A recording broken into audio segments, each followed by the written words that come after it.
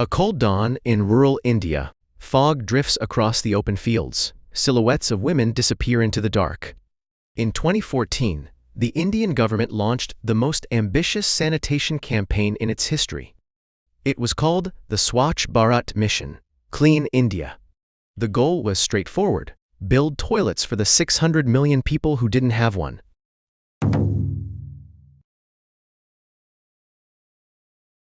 Over the next decade, the government built approximately 120 million toilets. The budget ran into trillions of rupees, the largest public health project the country had ever attempted. But something strange happened.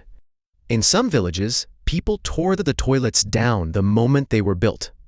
In some homes, the toilet became a storage shed, or was simply locked shut. And people kept walking out to the fields. Why did people refuse the toilets that were built for them, for free? This isn't just a story about toilets. It's a story about the collision between caste, religion, gender, and thousands of years of culture. Before 2014, India had the highest rate of open defecation in the world. Nearly half the population, somewhere between 500 and 600 million people, lived without a toilet.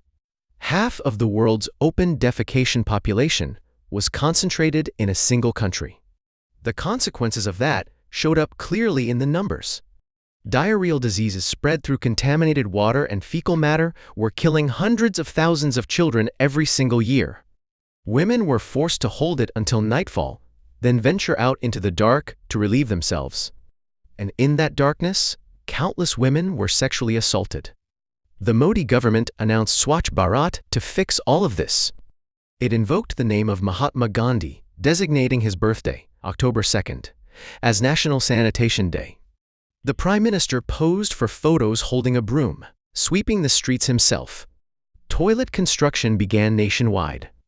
In 2019, the government made it official. India is now open defecation free. But the reality on the ground told a very different story. A village in Rajasthan. A brand new toilet had just been built for a local family. 3 months later, it was being used as a goat shed.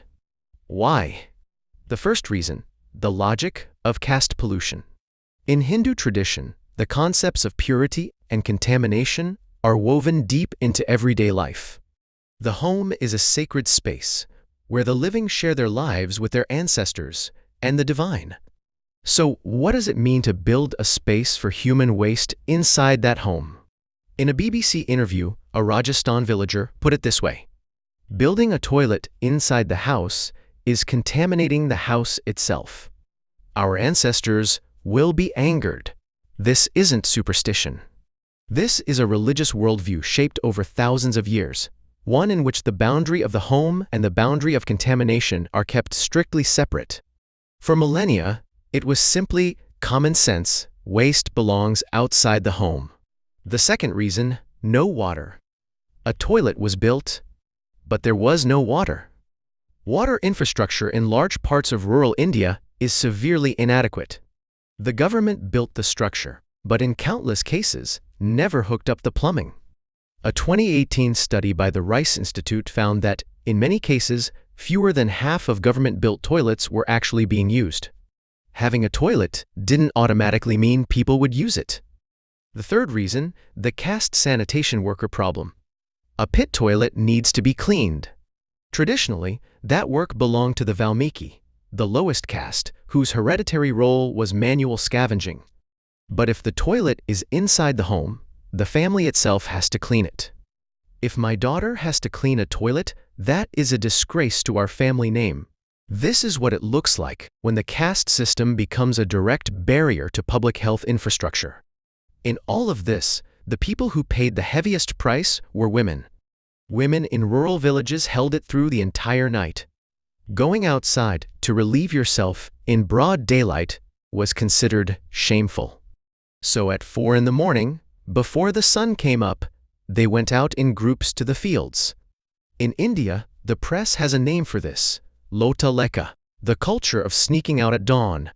In 2014, in the state of Uttar Pradesh, 2 girls walked out to the fields before sunrise. They never came back. Their bodies were found hanging from a tree. They were 14 and 15 years old. The case drew international media attention and became one of the catalysts that pushed the Indian government to fast-track Swachh Bharat. But building toilets did not immediately improve conditions for women. In some villages, even after toilets were built, women were barred from using them. The logic: if a woman uses the toilet, the men can't. In other cases, the toilet was seen as the property of the male head of household. Women had to ask permission to use it. The toilet was built. But who the toilet was for, that was already decided. In 2019, the Modi government declared India officially open defecation free. What exactly was that declaration based on? The measurement system was the problem. The government standard was simple. Was a toilet built? Yes or no. Whether anyone actually used it was never measured. The findings from independent researchers were alarming. A 2019 Rice Institute survey found that even in households with toilets, 23% of men, and a significant portion of women, were still defecating outdoors. The gap between the government's data and lived reality was enormous. On top of that, a large number of government-built toilets were structurally defective. As contracts passed through layer after layer of subcontractors, money disappeared along the way. Cracked walls, missing doors, unusable layouts. This wasn't the exception, it was the norm. And this isn't unique to India. It's a pattern that repeats across the developing world. The goal was to hit a number, not to solve a problem. Interestingly, some regions did start to show real results. What made the difference? Bangladesh offers a useful comparison. Bangladesh is a significantly poorer country than India. Yet through an approach called Community-Led Total Sanitation, CLTS, it dramatically reduced open defecation. The core of CLTS was not building toilets for people. It was helping communities themselves recognize the problem and genuinely want to change. What is handed to you for free holds no perceived value. Only what people choose for themselves can change behavior. Within India, there were also signs of change. In some villages in Maharashtra, communities launched their own grassroots campaign, "No toilet, no wedding." Young women declared they would not marry into a household without a toilet. Change, imposed from the outside, cannot transform a culture. Without cultural change happening alongside policy, no amount of toilets will make a difference. India's toilet story is not a story about sanitation. It's a story about thousands of years of caste structure colliding with modern policy. It's a story about religious notions of purity colliding with public health. And it's a story about gender inequality that begins at the most fundamental human right there is. We tend to write off the problems of poorer nations as a lack of awareness or a lack of education. But reality is far more complicated than that. A mother in rural India is terrified her daughter might be sexually assaulted walking to the fields.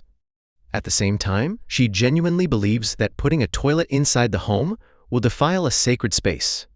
Both fears live inside the same person at the same time. The moment we dismiss that as an incomprehensible culture, we stop seeing the real problem. When structures give people real choices, people make rational decisions. What needs to change is not the people, it is the structure. Thank you. See you in the next story.